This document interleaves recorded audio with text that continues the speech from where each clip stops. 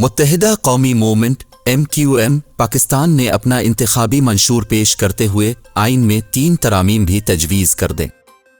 کراچی میں press conference کرتے ہوئے MQM کے کنوینر خالد مقبول صدیقی کا کہنا تھا کہ نامکمل اختیار والی جمہوریت نہیں چاہیے، تمام بحرانوں کا حل جمہوریت کے ذریعے ممکن ہے۔ MQM کی جدوجہد کا مقصد عوام کو جمہوریت کے ثمرات سے مستفید کرنا ہے۔ خالد مقبول صدیقی کا کہنا تھا کہ ادھورے اختیار والی بنیادی جمہوریت نے عوام کو کوئی فائدہ نہیں پہنچایا۔ ہم نے بلدیاتی اداروں اور شہری حکومتوں کے اختیارات کے تحفظ کے لیے آئینی ترامیم تجویز کی ہے۔ MQM کنوینر کا کہنا تھا کہ 50 سالوں میں آئین نے عوام کے حقوق کا اس طرح تحفظ نہیں کیا، آئین نہ ہماری حفاظت کر سکا اور نہ اپنی حفاظت کر سکا۔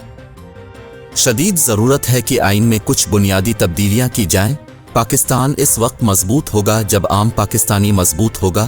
بلدیاتی، شہری اور ضلعی حکومت کو وفاقی اور صوبائی حکومت کی طرح آئینی تحفظ ملنا چاہیے۔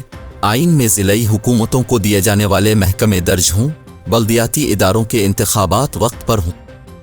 اس موقع پر مصطفیٰ کمال کا کہنا تھا کہ ہمارا منشور مسائل نہیں بتا رہا، ان کا حل بھی بتا رہا ہے۔